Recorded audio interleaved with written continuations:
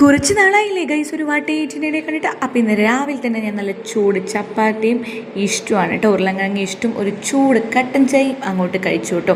ഡിങ്കുത താഴെ വന്ന് നിൽക്കുന്നുണ്ട്, കഴിക്കാൻ സമ്മതിക്കാണ്ട്. അതൊക്കെ കഴിഞ്ഞ് ഉച്ചയ്ക്ക് ചോറ്, ബീട്രൂട്ട് ഉപ്പേരി, കൂർക്കുപ്പേരി, പിന്നെ കുമ്പളങ്ങയും കൊണ്ടൊരു പച്ചടി, പിന്നെ ഒരു അച്ചാർ. ഇത് ഞാൻ സൂപ്പർ മാർക്കറ്റിൽ പോയപ്പോൾ വാങ്ങിച്ച അച്ചാറാണ് കേട്ടോ. എന്തോ കടുക്കു മാംഗോ അങ്ങനെ എന്തോ ആണ്. പക്ഷേ സംഭവം നല്ല പുളിയും ഉപ്പൊക്കെ ഉണ്ട്, നല്ല സ്വാദുണ്ട്. പിന്നെ ഒരു തേങ്ങ ചുട്ടമുളക് അരച്ച ചമ്മന്തി, ഇതെൻ്റെ ഫേവറേറ്റ് ആണ് കേട്ടോ. ഇതൊക്കെ കൂട്ടി നന്നായിട്ട് അങ്ങോട്ട് ആസ്വദിച്ച് കഴിച്ചു.